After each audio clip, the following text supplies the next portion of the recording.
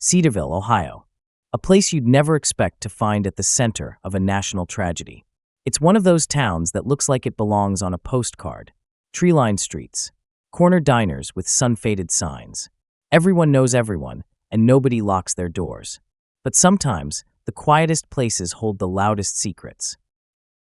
This is the story of Ethan Gray, a man whose honesty cost him his life, and Marcus Dean, the man who couldn't handle the truth. A talk show appearance, a confession on national television, and 3 shotgun blasts would leave a permanent stain on a town that once prided itself on peace. But it didn't start with violence. It started with hope. Ethan Gray was 32.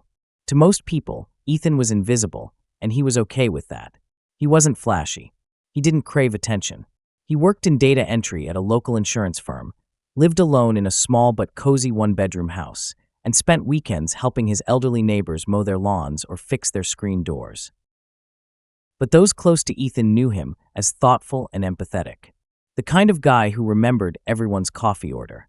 He had a soft spot for people on the fringe, maybe because he always felt like he was on the fringe himself. Ethan was gay, but he wasn't out to many people. Cedarville wasn't the most open-minded place, and while no one was outright hostile, there were certain things that just weren't talked about. So he kept his truth tucked away behind polite smiles and quiet evenings. Except, there was one person he couldn't stop thinking about. Marcus Dean was everything Ethan wasn't. Rugged, loud, wild. He worked as a construction foreman and had the kind of energy that filled a room. But there was something underneath it, a storm always threatening to break. Marcus had a temper, a record, a string of failed relationships and bar fights that most folks chalked up to boys will be boys. He and Ethan met at a mutual friend's barbecue. Ethan had spilled a drink on Marcus's boots and apologized profusely. Marcus laughed it off, told him not to worry, and handed him a beer. From that moment, something clicked. They weren't friends exactly, but they were close enough. Marcus would occasionally call Ethan when his car wouldn't start or when he needed help printing something at the library. Ethan, always looking for a connection, always said yes. Over time, those favors started feeling like more. The way Marcus would look at him a second longer than necessary. The late-night chats. The inside jokes. Ethan started to wonder, could there be something there? But how do you ask someone like Marcus that question? You don't. Not in Cedarville. Not if you want to stay safe. Then came the talk show. Ethan had been up late one night watching reruns when he saw an ad. Do you have a secret crush? Ready to confess on national TV. Call us now. He stared at the screen, heart pounding. What if this was his moment? It took him a week to call. When the producers picked up, Ethan told them everything. Well, not everything, but enough. They were intrigued. They told him they could make it happen, but they needed Marcus to agree. So they reached out to Marcus separately, told him he had a secret admirer, said it would be fun, lighthearted, that the admirer might be someone from his past. They didn't mention Ethan's name. They didn't mention that the admirer was a man. Marcus, always one for attention, said yes. The stage was set. Ethan flew to Chicago for the taping. He didn't sleep the night before. In the green room, he sat nervously as makeup artists powdered his face and producers reminded him to smile, to speak from the heart. Then the moment came. The lights dimmed. Music played. The audience cheered. Ethan walked out first. The host gave him a warm welcome, coaxed a few laughs from him, then asked, "So, who's the lucky guy?" When Marcus stepped onto the stage, he looked confident, at first. That cocky smirk, the casual nod to the crowd. And then Ethan said it. "I have feelings for you." There was a pause. A sharp, pregnant silence. Then, a ripple of gasps from the audience. Marcus didn't smile. His eyes darted toward Ethan. His jaw clenched. And then, like a mask slipping, he forced a laugh. He said something dismissive. "Hey man, I appreciate it.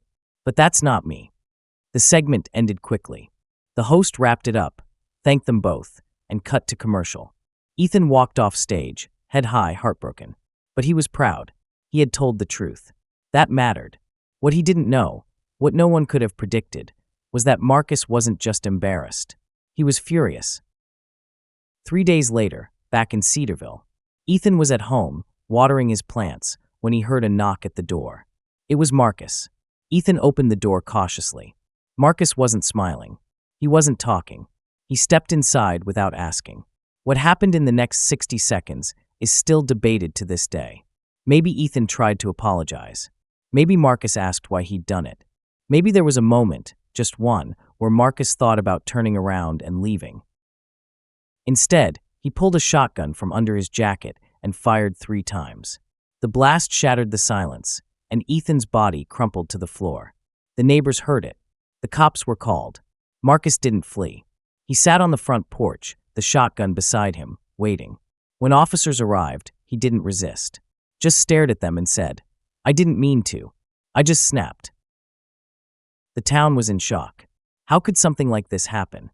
How could someone so gentle meet such a violent end? And when word got out that the murder was connected to a TV show confession, the media frenzy exploded. News vans are parked on Cedarville streets. Reporters chased down neighbors, friends, and former classmates. Everyone wanted a piece of the story. The talk show never aired the episode.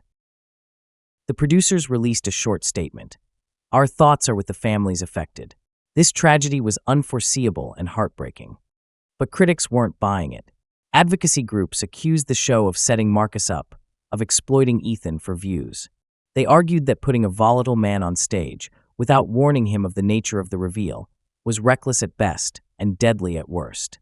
The showrunners insisted they had done nothing wrong, that participants had signed waivers, that the emotional fallout wasn't their responsibility.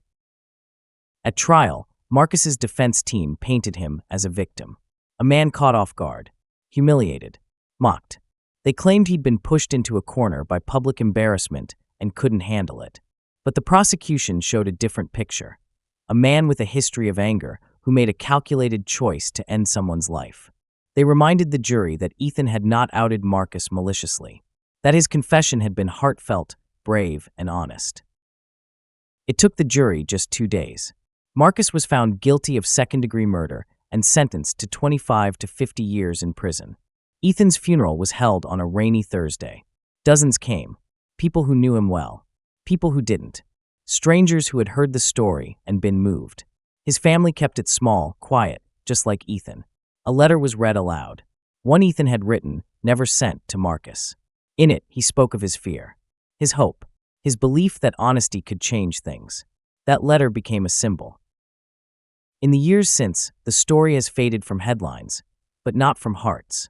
A scholarship was set up in Ethan's name, supporting LGBTQ+ youth in small towns.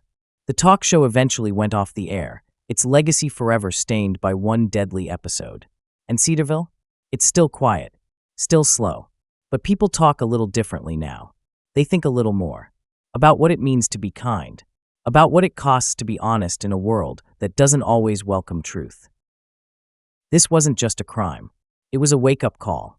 Ethan Gray didn't die for drama. He died because he believed that love, no matter how complicated, no matter how risky, was worth sharing. And in a world where silence can be deadly, his voice still echoes. Thank you for watching, and don't forget to subscribe for more stories.